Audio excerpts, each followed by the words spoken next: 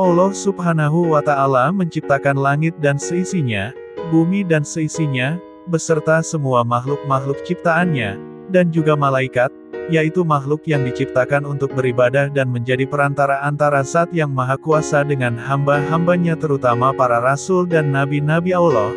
Maka tibalah kehendak Allah untuk menciptakan sejenis makhluk lain yang akan menghuni dan mengisi bumi, memelihara dan menikmati tumbuh-tumbuhannya, mengelola kekayaan yang terpendam di dalamnya dan berkembang biak turun-temurun, waris-mewarisi sepanjang masa yang telah ditakdirkan baginya. Ketika diberitahukan oleh Allah akan kehendaknya menciptakan makhluk lain itu, para malaikat khawatir kalau kehendak Allah menciptakan makhluk yang lain itu, disebabkan kecualian atau kelalaian mereka dalam ibadah dan menjalankan tugas atau karena pelanggaran yang mereka lakukan tanpa disadari. Berkata mereka kepada Allah, "Wahai Tuhan kami, buat apa Engkau menciptakan makhluk lain selain kami, padahal kami selalu bertasbih, bertahmid, melakukan ibadah dan mengagungkan nama-Mu tanpa henti-hentinya, sedang makhluk yang akan Engkau ciptakan dan turunkan ke bumi itu, niscaya akan bertengkar satu dengan lain, akan saling bunuh-membunuh berebutan menguasai kekayaan alam yang terlihat di atasnya dan terpendam di dalamnya, sehingga akan terjadilah kerusakan dan kehancuran di atas bumi yang Engkau ciptakan itu."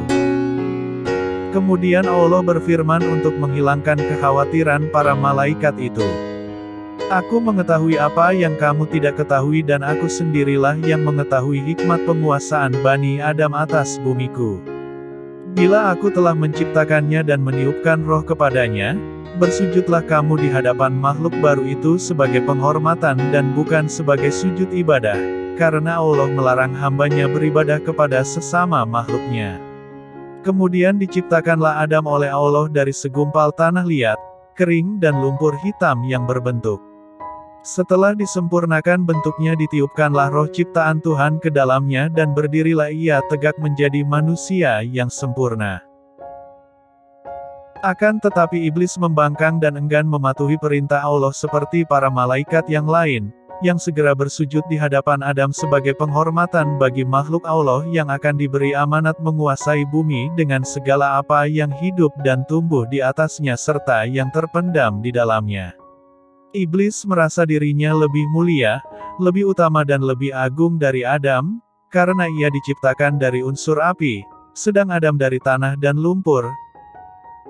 Kebanggaannya dengan asal-usulnya menjadikan ia sombong dan merasa rendah untuk bersujud menghormati Adam seperti para malaikat yang lain, walaupun diperintah oleh Allah. Allah Subhanahu wa Ta'ala bertanya kepada iblis, "Apakah yang mencegahmu sujud menghormati sesuatu yang telah aku ciptakan dengan tanganku?" Iblis menjawab, "Aku adalah lebih mulia dan lebih unggul dari dia. Engkau ciptakan aku dari api dan Adam Engkau ciptakan dari lumpur."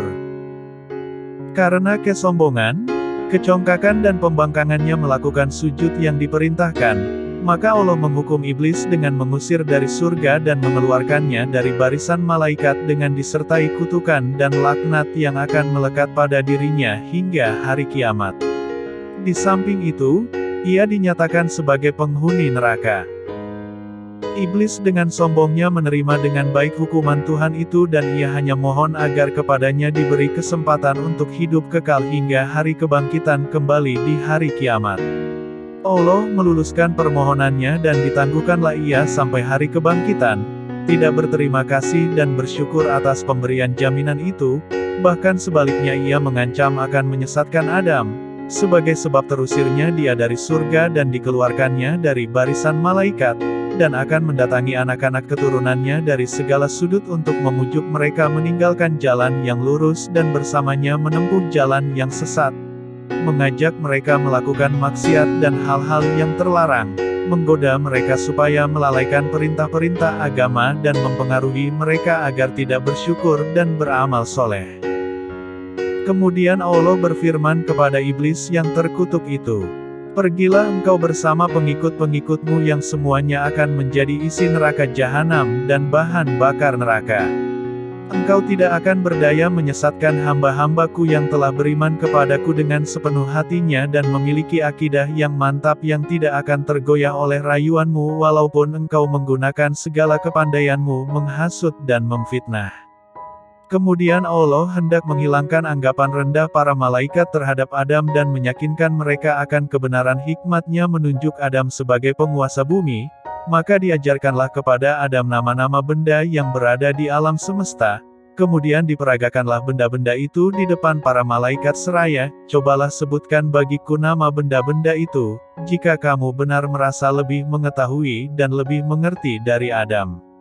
Para malaikat tidak berdaya memenuhi tentangan Allah untuk menyebut nama-nama benda yang berada di depan mereka. Mereka mengakui ketidaksanggupan mereka dengan berkata, "Maha Agung Engkau. Sesungguhnya kami tidak memiliki pengetahuan tentang sesuatu kecuali apa yang Engkau ajarkan kepada kami. Sesungguhnya Engkaulah yang Maha Mengetahui dan Maha Bijaksana." Adam lalu diperintahkan oleh Allah untuk memberitahukan nama-nama itu kepada para malaikat dan setelah diberitahukan oleh Adam, berfirmanlah Allah kepada mereka, "Bukankah aku telah katakan padamu bahwa aku mengetahui rahasia langit dan bumi dan mengetahui apa yang kamu lahirkan dan apa yang kamu sembunyikan?" Adam diberi tempat oleh Allah di surga dan baginya diciptakanlah Hawa untuk mendampinginya dan menjadi teman hidupnya, menghilangkan rasa kesepiannya dan melengkapi keperluan fitrahnya untuk mengembangkan keturunan. Menurut cerita para ulama, Hawa diciptakan oleh Allah dari salah satu tulang rusuk Adam yang di sebelah kiri di waktu ia masih tidur sehingga ketika ia terjaga, ia melihat Hawa sudah berada di sampingnya. Dia ditanya oleh malaikat, "Wahai Adam, apa dan siapakah makhluk yang berada di sampingmu itu?" Berkatalah Adam, "Seorang perempuan. Sesuai dengan fitrah yang telah diilhamkan oleh Allah kepadanya." "Siapa namanya?" tanya malaikat lagi. "Hawa," jawab Adam. "Untuk apa Tuhan menciptakan makhluk ini?" tanya malaikat lagi. Adam menjawab, "Untuk mendampingiku, memberi kebahagiaan bagiku dan mengisi keperluan hidupku sesuai dengan kehendak Allah." Allah berpesan kepada Adam, "Tinggallah engkau bersama istrimu di surga, rasakanlah kenikmatan yang berlimpah-limpah di dalamnya, rasailah dan makanlah buah-buahan yang lazat yang terdapat di dalamnya sepuas hatimu dan sekehendak nafsumu. Kamu tidak akan mengalami atau merasa lapar, dahaga ataupun letih selama kamu berada di dalamnya. Akan tetapi aku ingatkan, janganlah makan buah dari pohon ini yang akan menyebabkan kamu celaka dan termasuk orang-orang yang zalim. Ketahuilah bahwa iblis itu adalah musuhmu dan musuh istrimu, ia akan berusaha membujuk kamu dan menyeret kamu keluar dari surga sehingga hilanglah kebahagiaan yang kamu sedang nikmat ini." Sesuai dengan ancaman yang diucapkan iblis ketika diusir oleh Allah dari surga akibat pembangkangannya dan terdorong pula oleh rasa iri hati dan dengki terhadap Adam yang menjadi sebab sampai ia terkutuk dan terlaknat selama-lamanya tersingkir dari singgahsana kebesarannya. Iblis mulai menunjukkan rancangan penyesatannya kepada Adam dan Hawa yang sedang hidup berdua di surga yang tenteram, damai dan bahagia. Ia menyatakan kepada mereka bahwa ia adalah kawan mereka dan ingin memberi nasihat dan petunjuk untuk kebaikan dan mengekalkan kebahagiaan mereka. Segala cara dan kata-kata halus digunakan oleh iblis untuk mendapatkan kepercayaan Adam dan Hawa bahwa ia betul-betul jujur dalam nasihat dan petunjuknya kepada mereka. Ia membisikkan kepada mereka bahwa larangan Tuhan kepada mereka memakan buah-buah yang ditunjuk itu adalah karena dengan memakan buah itu mereka akan menjelma menjadi malaikat dan akan hidup kekal. Diulang-ulangilah bujukannya dengan menunjukkan akan harumnya bau pohon yang dilarang, indah bentuk buahnya dan lazat rasanya. Sehingga pada akhirnya termakanlah bujukan yang halus itu oleh Adam dan Hawa dan dilanggarlah larangan Allah Subhanahu wa Ta'ala. Allah mencela perbuatan mereka itu dan berfirman yang bermaksud, "Tidakkah aku mencegah kamu mendekati pohon itu dan memakan dari buahnya, dan tidakkah aku telah ingatkan kamu bahwa Syaitan itu adalah musuhmu yang nyata?" Adam dan Hawa mendengar firman Allah itu, sadarlah ia bahwa mereka telah terlanggar perintah Allah dan bahwa mereka telah melakukan suatu kesalahan dan dosa besar. Seraya menyesal berkatalah mereka, "Wahai Tuhan kami, kami telah menganiaya diri kami sendiri dan telah melanggar perintah-Mu karena terkena bujukan iblis. Ampunilah dosa kami karena niscaya kami akan tergolong orang-orang yang rugi bila Engkau tidak mengampuni dan mengasihi kami." Adam dan Hawa diturunkan ke bumi. Allah telah menerima taubat Adam dan Hawa serta mengampuni perbuatan pelanggaran yang mereka telah lakukan, hal mana telah melegakan dada mereka dan menghilangkan rasa sedih akibat kelalaian peringatan Tuhan tentang iblis sehingga terjerumus menjadi mangsa bujukan dan rayuannya yang manis namun beracun itu.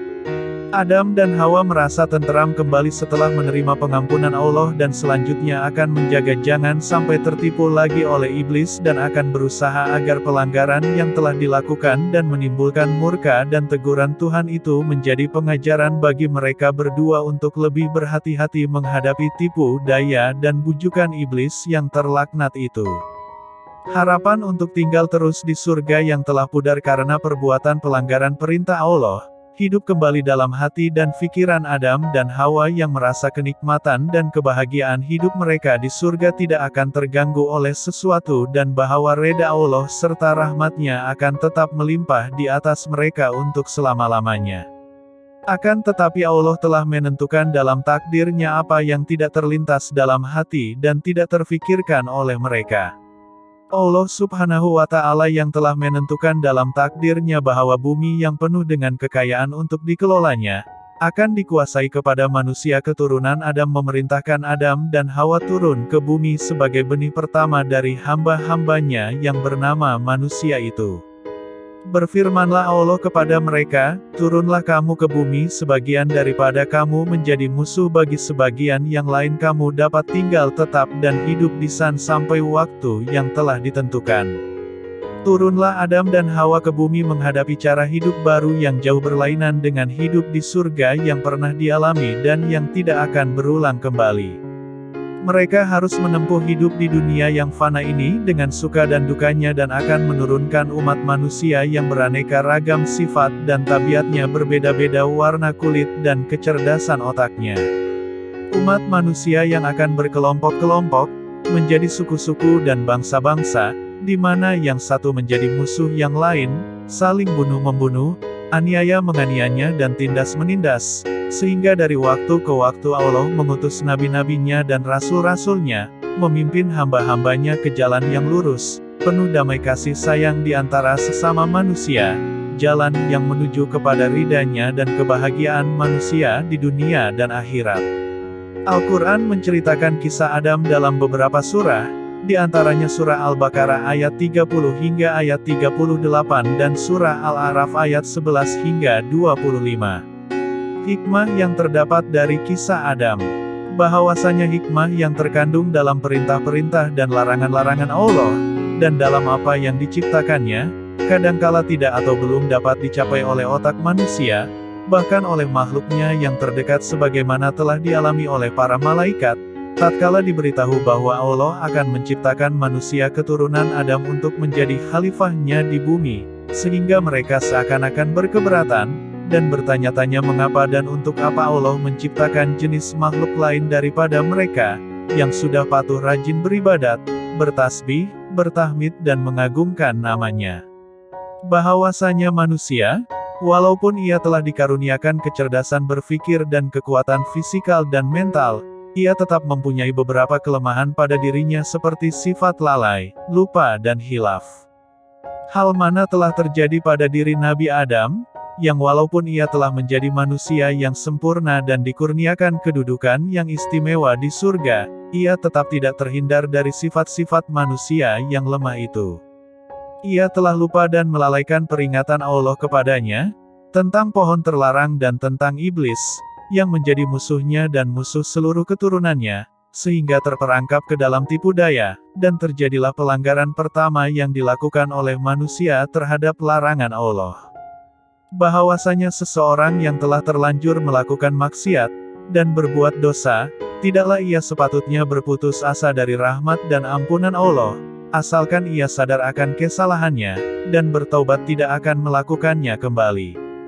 Rahmat Allah dan makfirahnya dapat mencakup segala dosa yang diperbuat oleh hambanya, kecuali syirik, bagaimanapun besar dosa itu asalkan diikuti dengan kesadaran bertaubat dan pengakuan kesalahan. Sifat sombong dan congkak selalu membawa akibat kerugian dan kebinasaan.